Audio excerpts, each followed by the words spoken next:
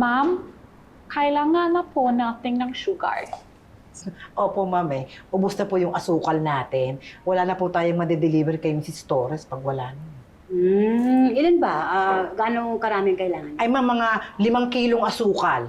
Sige, ako na ang bibili. I-check ko na rin yung supermarket na sinasabi ni Mimi kasi lagi daw may sale doon. Ay, ma'am, nakalib po si Robert. Hindi niya po kayo mapapag-drive. Ay, ganun. Hoy! Papasok na ako. Ganyan ang suot mo? Oo, nabili ko kay Tere. Okay ba? Okay naman. Kaya lang parang hindi pang opisina. Hindi nga. May pinauso sila dun sa opisina eh. Casual Friday.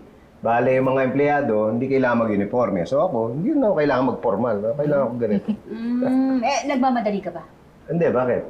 Doon mo naman ako sa supermarket, may mga bibilin ako. Marami ka ba bibilin? Ay, hindi naman. Para nga sa cupcake. Daan mo lang ako, tapos magko-commute ako pa uwi. Hindi, alam mo, wala naman ako masyadong gagawin sa opisina. Sasamahan lang kita mamili, tapos atin kita pabalik dito sa bahay. Talaga? Oo, ayaw kitang napapagod sa pagko-commute eh. Naku naman, ang sweet naman talaga ni Sir. Oo nga, para kayong askal. Anong askal? Yung sa kanina, sugar, askal. Asukal! Yung nga. Kala ko ba konti lang bibilin mo? Oo nga. Halos bilhin mo na yung buong supermarket, oh. Sayang naman kasi nandito na rin lang tayo eh. Tsaka tama naman si Mimi, ang daming item na nakasale, oh. Saan ba dito yung soft drinks? Bamalay ko, ngayon lang napunta dito. Doon kaya tayo? Pwede ba ikaw na lang? Mauna na ako dun sa cashier, mahaba na yung pila eh. Oo, hintay mo ako doon ha. Oo, sige.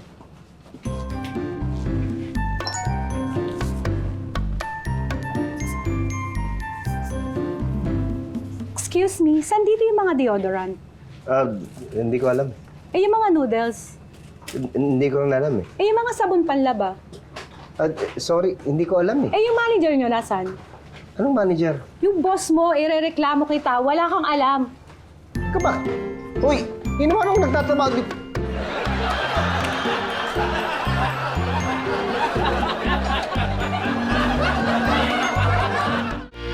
Ma'am, ito na po yung suki niyo. Thank you. You're welcome po. Kuha lang po ako ng box, ha?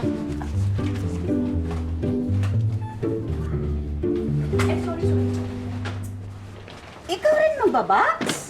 Opo eh. Kasi nagbabawas na po ng mga tao dito. Magsasara na po kasi ito. Papalitan daw ng ibang negosyo. Ako, ganon. Sayang naman, ngayon pa lang ako nakakapamili rito. Miss, tulungan na kita. Ay, hindi. Okay na po. Kayang-kaya ko na to. Hindi, tulungan na kita. Medyo mahaba na yung pila eh, para mabilis.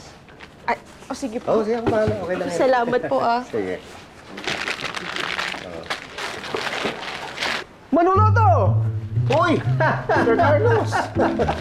Bagay ng bagay sa'yo to ah. Eksakto! Yan ang magandang karir mo para sa'yo. Bagay ka na ngayon. Kaya ano lang, matulong lang ako. Punang kita. Ano? Bagay sa'yo, kunang kita. Hindi, post natin. Huwag na. Kakaibasan na sabihin ng mga tao. Ano ka ba naging bagay? Ha? Although bagay sa'yo, no? Pero anong nangyari sa negosyo mo? Wala na ba? Yung water business mo? Okay pa. Nasamahan ko lang mamili to si Elsa. Oh, well, sad news for you. You better start looking for another supermarket. Kasi, malapit ko nang bilhin ang supermarket na to. Ikaw bibili nito? Ako bibili. I will transform this into a casino. Ha? Casino. Ano magandang dapat gawin dito? At iimbitahin kita, to? Sa grand opening. Ay, okay na po, sir, ma'am. Ay, thank you ulit. You're welcome po. Wow, kunin mo ba? Ito pwede, di ba? Sige, scan mo na to. Ay, naku, sir. Sorry, may pila po eh. Ha? May pila po tayo. Hindi ko pilang pumili, di ba?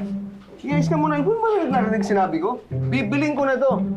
Oh, ba't pa ako pipili? Ako ang magkamayari nito Sir, eh. may pila po talaga eh. Sorry Ha? po may pila po. Hindi, ako na nga ang bibili nito eh. Sir. Oh, hindi, scan mo na yan. Scan it. Ka na. Teka. Scan mo na. Sir Carlos, Oh. mauna na kami ha. Sige, I'll see you. Sige. I'll see you. Grand opening, ha? Sige. Excuse me, Scan mo na, excuse me. scan mo na. Sinisingitan kayo nito, oh. Papayag ba kayo? Hoy!